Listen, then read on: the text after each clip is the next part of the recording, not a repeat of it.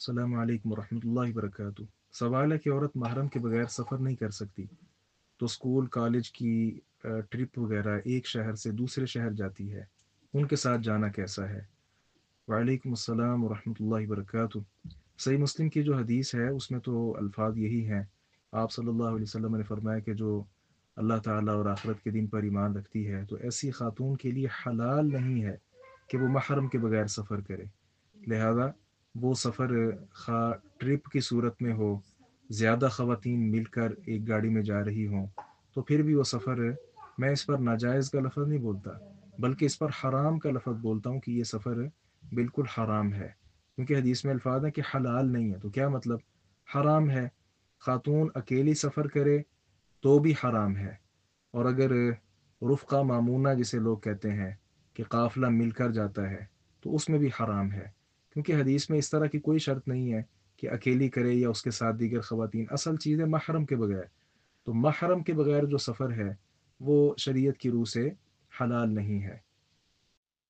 رسول اللہ صلی اللہ علیہ وسلم کے پاس ایک صحابی رسول آئے اور کہنے لگے اکتتبت فی غزوہ کذا و کذا، فلاں فلاں غزوے میں میرا نام لکھا جا چکا ہے جبکہ میری اہلیہ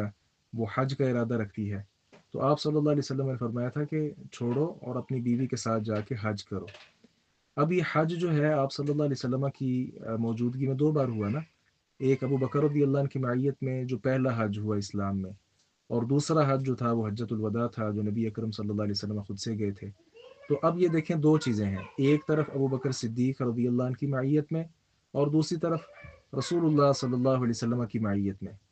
تو اگر یہ سفر جائز ہوتا، ظاہر ہے سارے صحابہ ہی جا رہے تھے نا، اور تو کوئی نہیں تھا، نبی علیہ السلام کے دور میں یہ سفر ہوئے دو، یا تو یہ ابو بکر رضی اللہ عنہ والا واقعہ ہے یا پھر رسول اللہ صلی اللہ علیہ وسلم والا واقعہ ہے، تو کیا ابو بکر رضی اللہ عنہ کی معیت یہ رفقہ آمنہ نہیں ہے؟ اور اسی طرح رسول اللہ صلی اللہ علیہ وسلم کی معیت، اور آپ تو روحانی باپ بھی ہیں پوری امت کے۔ جی، تو لیکن آپ صلی اللہ علیہ وسلم نے اجازت نہیں دی اور کہا کہ تم اپنی بیوی کے ساتھ جاؤ۔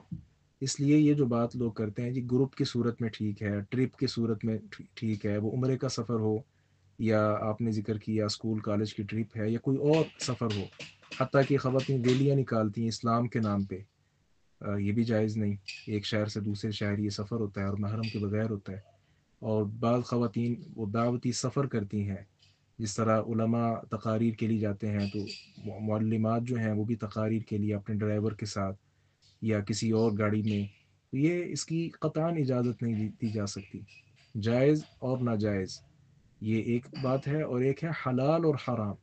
تو یہ حلال و حرام کا مسئلہ ہے، یہ جائز ناجائز کا مسئلہ نہیں ہے۔ جی، السلام علیکم ورحمۃ اللہ وبرکاتہ۔